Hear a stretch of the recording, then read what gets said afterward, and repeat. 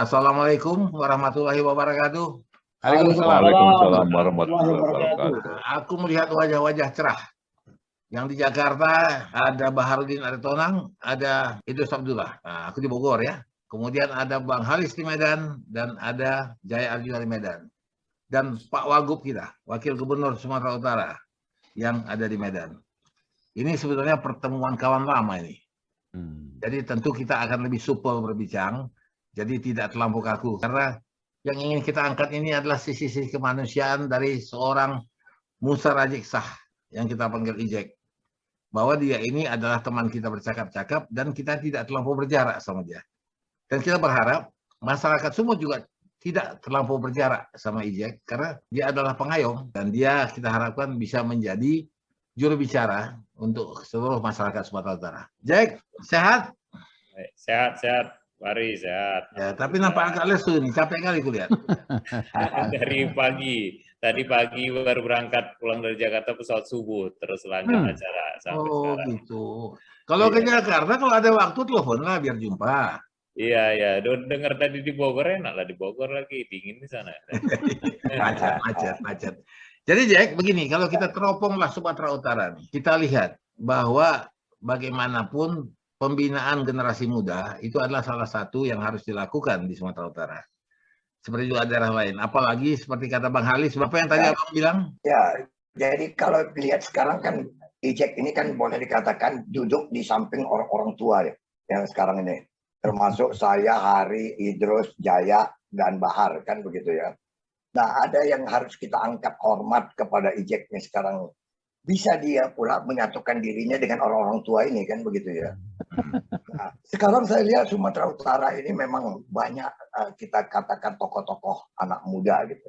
Antara lain kalau kita lihat kepala-kepala daerah ataupun wakil-wakil kepala daerah itu rata-rata anak-anak generasi muda. Fenomena apa kita itu membuat anak-anak muda sekarang ini bisa kokoh. Nah, Ijek melihat potensi anak-anak muda Sumatera Utara nih. Gimana Bang Ijek? Baik, makasih. Saya tegur dulu lah satu-satu ya Pak Ari ya, nanti kualat. Karena semuanya berata ini kawan orang tua dan seumuran orang tua saya. Makasih. Assalamualaikum Pak Alis, Pak Jaya, Pak Idrus, Pak Bahar, Pak Ari pasti ya. Terima kasih kita gabung lagi kemarin waktunya terpotong karena pas memang ada acara. Tapi alhamdulillah ini bisa kumpul lagi kita paling enggak. Kemudian bicara-bicara kita ini adalah maknanya dan bisalah ada artinya nanti untuk kehidupan terutama Sumatera Utara. Tadi kalau tanya Pak Alis, potensi anak muda, kalau saya ngelihat memang potensinya luar biasa. Apalagi sekarang pertumbuhan penduduk kita usia muda ini sekarang yang mendominasi. Malah sekarang kalau kita lihat, kalau tidak kita manfaatkan dan kita tidak arahkan betul, ini bisa menjadi sumber masalah juga nanti ke depan ini. Lagi ini sekarang kita lihatlah, geng motor, kumpul-ngumpul, rusuh sana sini. Artinya mungkin mereka juga seumur-umur gitu kan, ibarat kita bilang dulu lagi cak maunya itu. Dan kan lagi mau-maunya itu disuruh terjun bebas pun terjun aja deh itu kan. Saya pun waktu dulu kan yang penting apalagi diumbang-umbang makin surga kita. Ini sekarang kan apalagi di era digital ya, dengan orang bisa lihat gadget, dia bisa lihat bagaimana kehidupan di luar negeri sana. Mungkin itu juga satu hal yang mempengaruhi. Tapi tak bisa kita hindari, memang inilah perkembangan zaman sekarang. Tapi dalam kesempatan-kesempatan juga saya kumpul dengan anak-anak, kawan-kawan, adik-adik itu juga saya sampaikan selalu memang usia muda ini memang jangan cepat-cepat berlalu, manfaatkan tapi dengan pergaulan karena nanti waktu udah berumur paling tidak sudah punya pengalaman pergaulan, jangan diulangi lagi hal-hal yang muda-muda yang nggak bermanfaat lah kira-kira gitu. Tapi juga bukan berarti yang urusan-urusan negatif. Terutama saya selalu tekankan jangan pernah coba narkoba. Coba pun jangan, apalagi mau serius. Coba pun jangan karena itu one way ticket itu. Sekali coba udah nggak ada balik ya. Deh terus dan kita balik lagi, berat balik lagi. Sekarang tapi itu pula yang paling banyak. Tinggal kita aja Pak mungkin mengarahkannya. sama kayak anak-anak saya sendiri melihat anak-anak saya rumah. Tinggal mengarahkannya, kalau kita salah, ya udah payah kita balikkannya lagi karena mereka suka dengan cara berpikirnya. Contoh kemarin saya baru beberapa hari yang lalu duduk di Jakarta. Ada anak-anak kuliah lah, UI apa di Jakarta. Pengen ketemuan saya, pengen kenal, pengen ngobrol, ya udah ngobrol. Terus mereka bercerita mereka mau turun ke provinsi-provinsi di daerah. Saya bilang ngapain? Ya, kami mau coba ini, Pak, saya mau coba rekrut anak-anak muda itu supaya mau berpolitik. Wah, saya bilang bagus itu. Kalau anak-anak muda, saya juga lagi punya program sekarang, anak-anak muda milenial harus melek dan sadar politik. Kenapa? Karena memang setelah saya melihat suasana kehidupan kita, bangsa negara ini, semuanya aturan-aturan itu ada di parlemen. Bagaimana di parlemen itu supaya kuat, harus juga anak-anak muda idealis, rasa idealis tinggi. Tapi memang tak mudah itu. Tapi harus kalian sadari, karena kita survei, Bang. Kemarin saya survei, saya buat konsultan survei independen untuk Sumatera Utara bagaimana minat anak muda tentang politik. Dari 50 yang ditanya, hampir separuh lebih apatis, tak mau tahu. Ada yang alergi sama sekali, nggak penting kami itu. Urusan orang tua tuh, nggak urusan aku. Ada yang mau hampir rata karena orang tuanya politikus di DPR di sana. Jadi karena faktor orang tua, keturunan, persentase kecil sekali. Dari dasar itulah saya memang lagi mau membuat program supaya melek politik. Tapi bukan berarti harus anak muda ikut politik, tidak juga. Saya pun dulu tak suka politik, tapi setelah lihat, wah ternyata itu banyak hal yang baik kalau kita mau lakukan. Bang Ijek, kalau kita lihat tadi dengan pertanyaan saya yang pertama lah, barangkali sedikit mundur kan, barangkali anak-anak muda yang berhasil ini, contohnya Bang Ijek ini kan punya pengalaman-pengalaman hidup ya, bisa pernah jadi orang yang boleh dikatakan di jalanan sering apa. Apakah anak-anak muda yang selama ini yang jadi pejabat juga punya pengalaman yang begitu juga atau gimana? Atau anak baik-baik orang itu? Ya, tak tahu pula lah Pak Alis. Kehidupan masing-masing ya. Tapi ya nggak tahu lah saya pastinya seperti apa. Tapi paling tidak semangat mereka itu semangat ingin berprestasi lah. Ingin berkarir dalam kehidupannya. Anak-anak muda ini memang lebih keinginannya ke situ. Sekarang ini memang fenomenanya, kita lihat banyak anak-anak muda nih kepengen berkarir. Baik itu kepala daerah, baik di bisnis, kita lihat kan banyak di situ. Tapi kan ada hubungannya kan Bang Ijek ya. Kita pernah nakal, artinya kalau pada saat kita dalam posisi yang apa, bisa meneropong bentuk-bentuk kenakalan atau apapun gitu kira-kira. Persentasenya kalau saya lihat lebih banyak yang waktunya terbuang dengan hal-hal yang destruktif ya. Bermanfaat. Ya. Jadi begini mungkin Bung Ijek, kalau kita bicara anak muda ya anak muda ya. Zaman dulu juga namanya anak muda, tapi ada satu loncatan kalau misalnya hari ini kita yang tua-tua bicara anak muda zaman kita pasti berbeda dengan anak muda sekarang.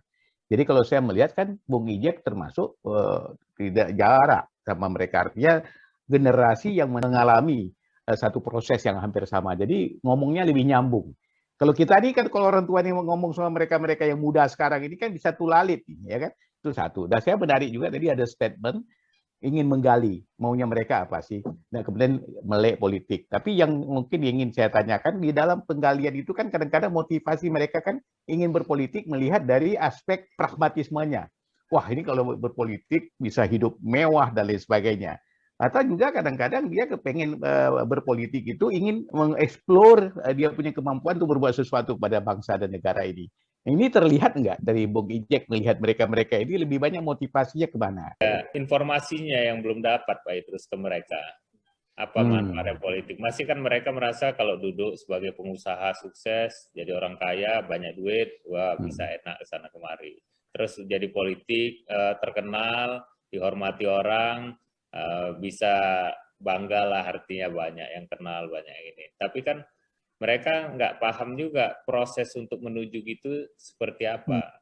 Untuk jadi pengusaha sukses prosesnya seperti apa, untuk menjadi politikus sukses proses seperti apa. Dan setelah duduk bukan karena mau terkenal, harusnya bukan itu. Apa yang bisa bermanfaat. Tapi kalau kita udah berbuat otomatis akan terkenal dengan positif lah.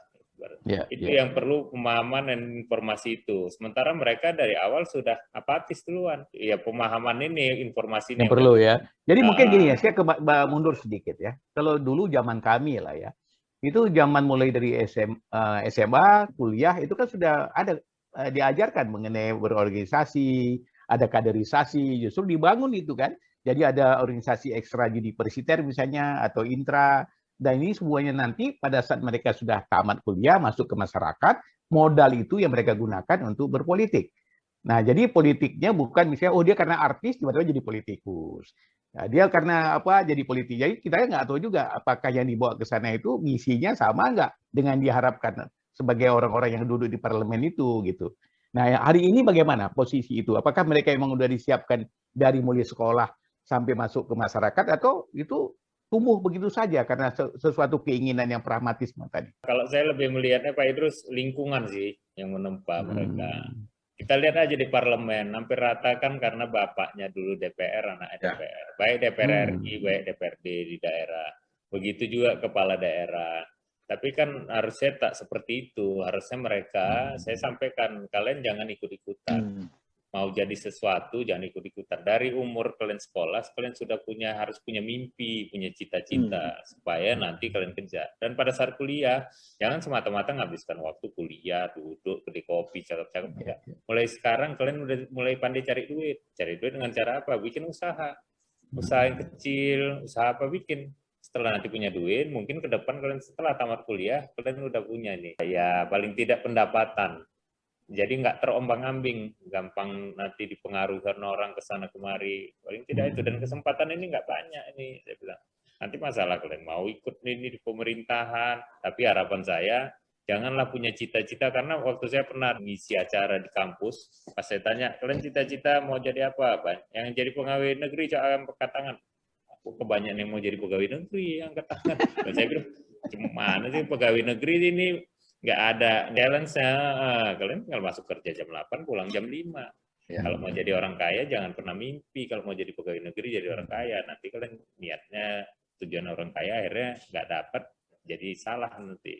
Jadi orang kaya pengusaha. Jadi pengusaha tinggal tentukan mau usaha apa. Dari sekarang coba tuh berusaha. Sambil kuliah, mungkin di semester 4, 5 udah mulai. Berkumpul dengan kawan-kawan, cari kawan-kawan yang memang punya cita-cita yang sama, jangan ketawa ketiwi nanti habis waktu. Ini waktu berjalan terus. Sementara orang luar sekarang udah mulai banyak investasi terbuka, negara kita nggak bisa lagi nih, nggak menerima orang luar. Nanti kita kalah bersaing. Nanti kita akhirnya jadi terlambat dan kita pas sadar baru tersentak kita sadar kita ternyata jadi ketinggalan ya di rumah kita sendiri. Udah hanyut. Jadi gini Bung Ijek ya, saya lihatnya gini, yang disampaikan oleh Bung Ijek sebenarnya di perguruan tinggi sudah ada program itu, yang mana zaman kami dulu belum ada. Kalau zaman kami dulu itu kan kalau bicara tentang bisnismen atau pengusaha itu ya, jebolan dari Fakultas Ekonomi. Kalau hari ini hampir semua fakultas ada mata kuliah atau katakanlah itu soft skill yang diberikan oleh dosen tamu untuk mata pelajaran atau mata kuliah entrepreneurship ya. Artinya itu kan juga salah satu yang sangat membantu, tinggal bagaimana menyalurkan ya Bung Ijek, saya pikir. Mereka sudah dibangun juga sebenarnya di perguruan tinggi. Ya, memang Pak, di sekolah kita pun dulu dapat semuanya, tapi kadang kan di luar itu prakteknya beda dengan yang kita dapat di dalam dunia pendidikan. Maksud saya, perlu ilmu yang kita dapat itu ada wawasannya itu yang dapat di luar. Saya berkeinginan kita juga setiap pemerintah, setiap daerah ini paling tidak punyalah wahana, tempat prasarana, tempat mereka berkumpul, wahana informasi, mau kemana mereka, ya kita ini juga harus fokus. Kalau tidak nanti ini jumlah anak-anak muda umur yang segini nih, tak dari sekarang kita siapkan, bangsa ini nanti ke depan akan berat juga. Bang Ijek, dari penelitian Bang Ijek tadi itu kan gitu, potensi anak-anak muda nih sekarang, mana lebih banyak mengarah kepada politik atau menjadi pengusaha? Saya lihat pengusaha, Bang. Pengen kaya juga semua rupanya ya. Bang Alis, aku setuju yang dibilang Bung Ijek itu, karena harus ada sarana, wahana yang kita persiapkan tuh. So, anak muda sekarang berbeda dengan anak muda dulu. Anak muda dulu masih santai, tidak banyak persaingan, sementara anak sekarang dari kecil itu sudah mulai prestasi-prestasi dituntut, harus begini, ya, apakah itu dari sekolah, apakah itu dari televisi, pokoknya harus hebat. Padahal dirinya nggak siap bentuk itu. Nah sekarang banyak yang kopong di tengah itulah. Dan itu kopong di tengah itu berbahaya, mudah diombang-ambingkan orang. Inilah sebenarnya yang harus jadi pokok kita membina anak-anak muda sekarang. Coba lihat aja yang jadi anggota-anggota legislatif sekarang. itu bapaknya negatif, anaknya begitu. Tapi prestasinya kan nggak mampu. Bapaknya itu berprestasi hebat, sekarang anaknya kan nggak mampu. Tapi karena bapaknya pernah hebat, maka dia menganggap dirinya hebat. Padahal dirinya kalau ditanyanya dia juga nggak akan mampu. Makanya kita harus mengisi ini. Kalau saya lihat ini menggembung di luar anak muda sekarang. Lihat orang kaya. Di televisi itu kan kadang ditampilkan ini anak muda yang udah kaya. Semua mereka yang pegang acara. Ternyata apa? Yang tidak punya kesempatan itu kan kasihan.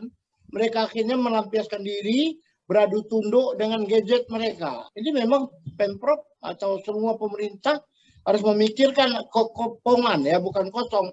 Kekopongan dalam diri anak muda. Mereka dipicu, harus berprestasi segala macam, sementara modalnya nggak cukup. Ya.